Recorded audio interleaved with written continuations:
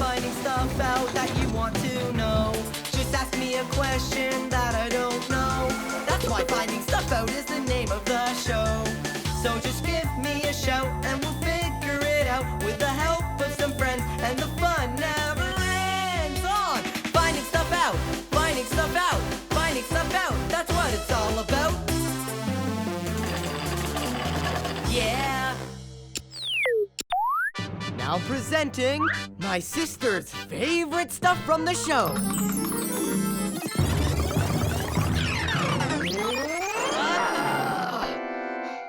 Hi, welcome to Finding Stuff Out.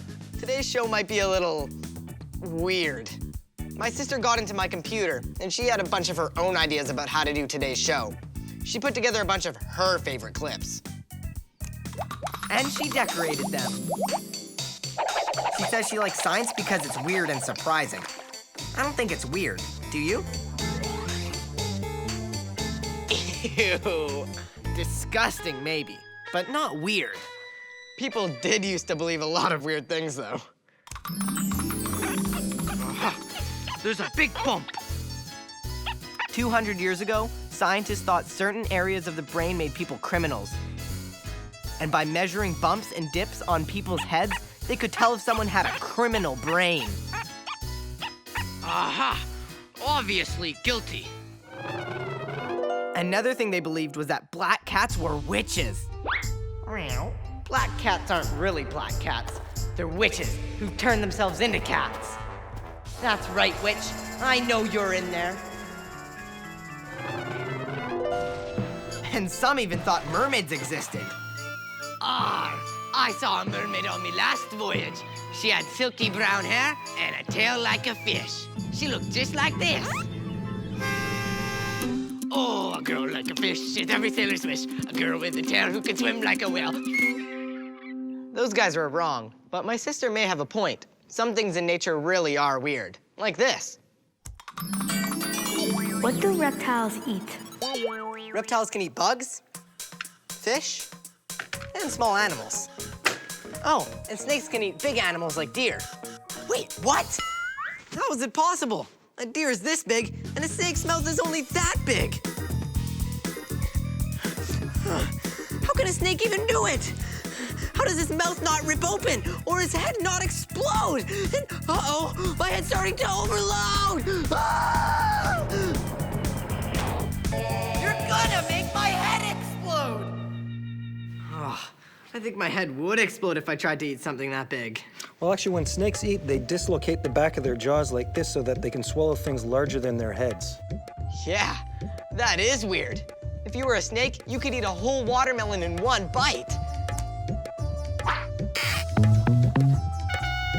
You know what else is kind of weird? How astronauts float around in space. I mean, imagine being in space where you can't walk or run. Here's a question about that. How do astronauts train for zero gravity? To find out, I got advice from a real astronaut in training, Jeremy Hansen. Jeremy trains in a swimming pool, but he also trains way up in the sky. We have this really cool airplane, and you get in this airplane and it flies up into the sky, and then you're just sitting on the floor and it does this roller coaster motion, goes down like this, and while it's diving down, you're in zero gravity. You're floating just like you're in space, and it is a ton of fun. You can fly all over the airplane, you can do flips, you can tackle your buddies. It's just a really great time, but most importantly, you get to experience what it's going to be like when you're in space. I challenge kids to take a spacewalk of their own. This special swing makes our challengers float around, sort of like in zero gravity. Their job is to screw energy cells onto a satellite. Yes. Oh, there, he almost has it. He just has to get it in. Oh, she almost missed it, though.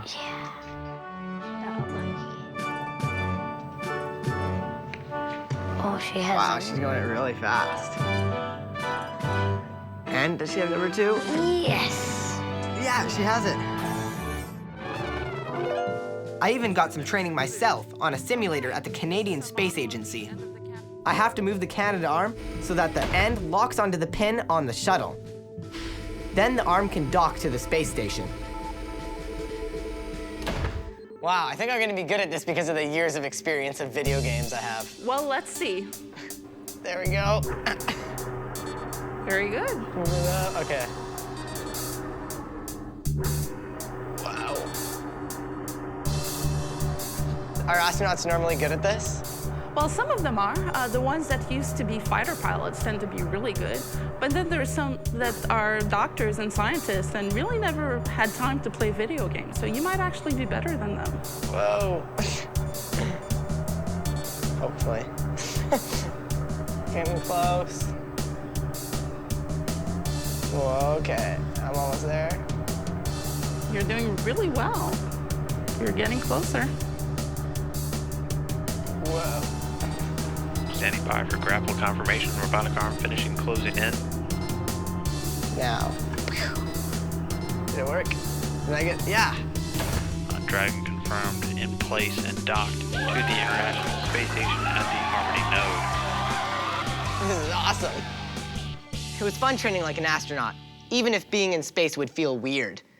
But sometimes science isn't weird, but the way you test it is.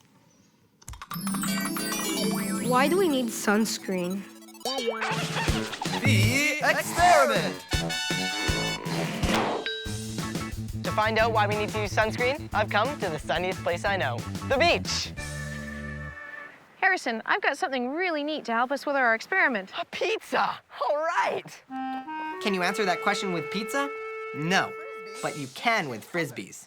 Yeah, these are really cool Frisbees. They're designed to change color from white to purple when they get exposed to the UV rays from the sun. So very similar to the Frisbee, when we're outside, our skin contains cells called melanocytes, and they release little pockets of pigment that are designed to protect the rest of our skin.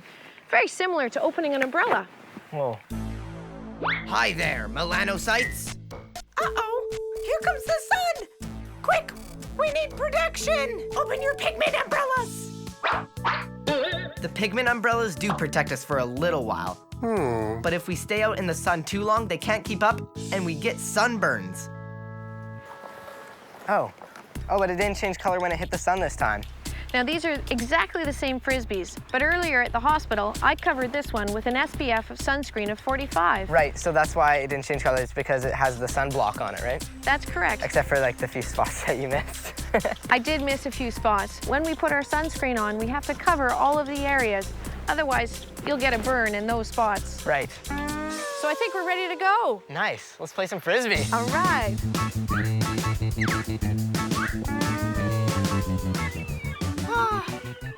I feel so safe at the beach since you put sunblock on me. I didn't put sunblock on you. If you didn't, who did? Save me! I can't. He's too scaly. That was definitely a weird experiment. Here's another one. I'm going to see if I can grow my own rocks the same way they grow in a cave.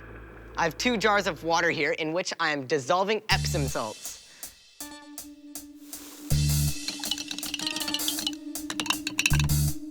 Then I'm taking this string with 2 weights attached to each end so that it'll sink to the bottom of each jar. Then I'm gonna slide this plate underneath and wait. As you can see, a week later, I've grown some stalactites and the start of some stalagmites. Pretty cool. I'm glad my sister liked it too. But this experiment was my favorite. How to break a karate board with just your hand.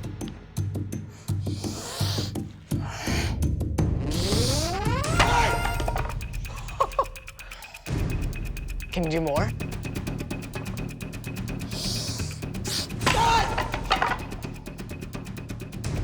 Whoa. 3 boards, please. 3 boards.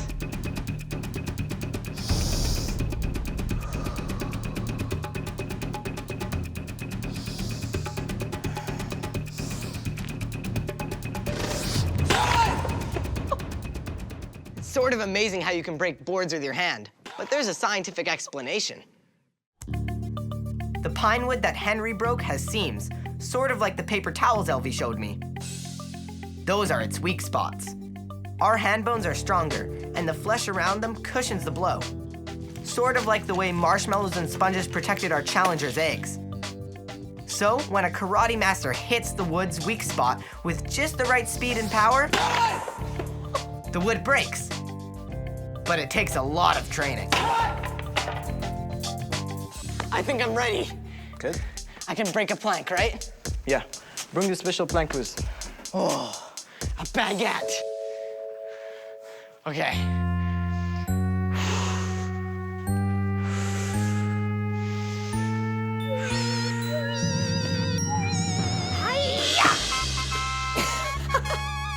I did it! Nice. Thanks for helping me find stuff out. I know it was only a baguette that I broke, but you have to start somewhere. Hi-ya! My sister likes this next clip even better, because I had to do something kind of gross. What's that right there, Harrison? Whoa, that's a huge poop. Has to be something big, like maybe a bear. You got it. That's a bear poop. It's not even a big bear poop. They can be huge. Well, I guess I should put my mask on. Go for it, Harrison. Pick it up. This poop. Which piece should I grab? Oh, get as much as you can. Oh, it's all warm. Oh, this is so gross. Oh, perfect. Got I'll it. take that from you. Yeah, you can take care of that. Can't wait to see what this guy's been eating. Put it in there. Keep it safe. Safe. We'll find one more, huh? One more. Let's go find some poop. Let's go looking. Right there, more poop. Oh, look at that one. That's a beauty. You can pick it up this time. You're the pro. Okay, that's a coyote poop. I'm sure of it. But we'll go take it back to the lab, have a closer look. Awesome. Away we go. Let's go. So let's start with the coyote. It's kind of the biggest bones and obvious here. Anytime you look at a bone like that, it's pretty hard to tell where that's from, what kind of animal. But the best thing is if you can happen to find some teeth. Oh, there's a couple right there. Look at those teeth right there, huh? So we'll be able to tell what he's eating. Yeah, the teeth are a lot more characteristic of which mammal it's from. I think that must be from a squirrel. So now we know the coyote's been eating squirrels. You've got it. So I guess analyzing poop like this is pretty important. It really is. It tells you a lot about an animal. It tells you what they eat, their health, are they in good condition or bad. It can even tell you whether they're endangered or not. So you really learn a lot. Wow. Well, thanks so much for helping me find stuff out. It's great. It's a pleasure to meet you, Harrison. I put challengers to the same test. My great challenge! Today, your challenge is to figure out what kind of animals that this poop belongs to. It's either gonna be a herbivore, an animal that eats plants, a carnivore, an animal that eats meat, or an omnivore, that's an animal that eats both. Oh, but it's not real poop, it's my poop. I mean, poop that I made. To make my fake poop, I mix some water, brown food coloring, vegetable oil, salt, and flour. Just stir the whole thing, then squish it with your hands until it looks like really nice poop. Oh well, let's go, Joe. Oh, I see something, Oh, it's a bone. What about this type of? Hey, this one looks like whiskers. Must have ate a bunny or a cat. Carnivore. That's right. That fake poop is supposed to be wolf poop. What? And wolves are carnivores. Go. Oh, this one. Oh, this is disgusting. Ew. Ew. Are those fish bones? Ew. Oh. Look. Oh. A cranberry or something? It's a fruit. Omnivore? That's right. It's fake bear poop. Oh. Bears eat lots of different kinds of food, including berries and fish. So I put that in my fake bear poop. Ready? Go. Oh. I got something. Joey, we're going on something. Oh, piece of grass. Herbivore. That's also right. Oh, wow. Number 3. Oh, Joey! This fake poop is supposed to look like horse poop. It really does. Yeah. Here we go. What is this? I don't know. Is that a bug? I see nuts. An omnivore? Yes, it's an omnivore. And it's fake raccoon poop. Oh, okay, that's disgusting. Raccoons eat all kinds of weird things, including what is in our garbage cans. In this fake poop, there's a mix of seeds, nuts, and crickets. Okay, so the winner is Team 1. Yeah! And Team 2. Yeah! It's a tie. Oh, wow! And here's another surprisingly stinky question. Do fart-powered engines exist? Well, Luca, I couldn't find an engine that runs specifically on, you know. First of all, I'm not sure how exactly you'd get them into the engine. Fill her up! But actually, your question isn't as silly as it sounds. I found out that farts have two gases in them, hydrogen and methane. And just like gasoline, those gases can be set on fire inside an engine to make an explosion to power a car. And guess what? There really are engines that run on both of those gases. This is a Volkswagen Beetle that runs on human poop that's been converted to methane gas and stored in these tanks. Just like the methane gas in... And this car runs on hydrogen. Also a gas that's found in... So, Luca, you could say, yes, fart-powered engines do exist. I guess my sister has a point about science being weird. Why don't people have wild animals as their pets? Well, Stuart here, my American alligator, actually used to be somebody's pet. And he was a baby alligator that got too big. Its owner must have been some evil villain who wanted to guard his lair. Who was he? As a matter of fact, he was a teenager. Yikes! Did Stuart eat him? No, Stuart started like one of our little alligators. Aw, look at the little guy. A year and a half later, he just got too big for the teenager and was given to us at the zoo. Does it happen often that people have to get rid of wild pets? It happens a fair bit, but unfortunately, there's not a lot of facilities like this, and many animals like Stuart end up being released on the side of the road, in parks, and even in ecosystems where they're not supposed to be. What happens to them? Sadly, a lot of them end up passing away and not surviving, but in some cases, they actually end up in ecosystems where they don't belong, and they do survive, and they start to breed. Either case is terrible for the ecosystem and for the animals that are there. Thanks for your help, Little Ray. Hey, thanks, Harrison. Have a great day. Goodbye, Stuart. Please don't eat Little Ray. Can you imagine having a big, scary reptile like that in your house, creeping up on you?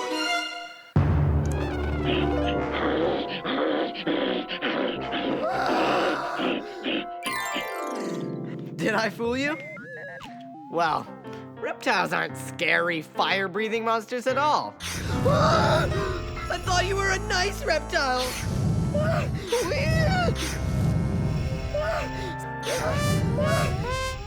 Just kidding. But speaking of things that creep up on you.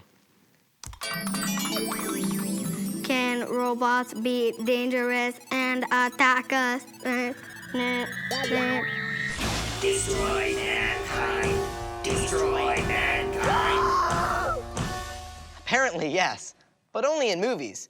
I met all kinds of surprising robots on my show, and some thought they were smarter than me. Ask me any question. Who invented the first robot?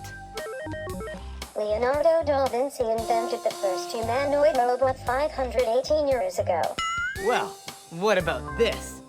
What's 2,048 billion divided by 512 billion? The answer is 4. How can he know all this stuff? You know what else is helpful, but also sort of weird? The way detectives can tell who you are by tiny things like your fingerprints or by your spit. How do investigators detect DNA? I found out that DNA is sort of like the recipe of who we are. It's everywhere in our bodies, and every person's DNA is different. So when detectives find a piece of hair or skin or even saliva at the scene of a crime, they can often find out who it belongs to, and that helps them catch the bad guys. In the case of your sandwich, we're gonna try to pick up spit on the bite mark. Right, and why are we wearing these gloves and masks? Well, we want to make sure we don't contaminate the sandwich with our own DNA. Well, then let's find some DNA on this sandwich. Okay, so what I want you to do is just take the swab, hold the plastic part here. Okay. Just take a swab of Around the where bite this mark. bite? Yeah. So just like So that? we're gonna try to pick up spit like that. Close the tip. Just like Okay. that. Down. Put it in this bag? Cool. First. Now we'll send seal. it off. Send it off to the crime lab. Nice. Here's something I didn't believe at first. I thought people were making it up, but it's true. Why do geckos lose their tails? Geckos can lose their tails, but it's not because they forget where they put it. A gecko has a long, easy-to-catch tail. But if a predator chomps it, the gecko can just drop his tail and run away. Run! Save yourself! But I can't just leave you here. Don't worry about me! The tail still wiggles for a while on its own, so the predator doesn't realize the gecko escaped. It's really stressful for a gecko to lose its tail, and it gets bullied by other geckos. So never pick up a gecko by its tail, because it could get scared and the tail could fall off. Yeah, you want to keep your tail, don't you? Oh. Well, I guess my sister was right. Science is weird and surprising, but that's what makes it fun. I like the clip she picked for today's show, but normally I try really hard to be serious and at least more serious than that. And so do all my scientific guests. See you next time for more Finding Stuff Out.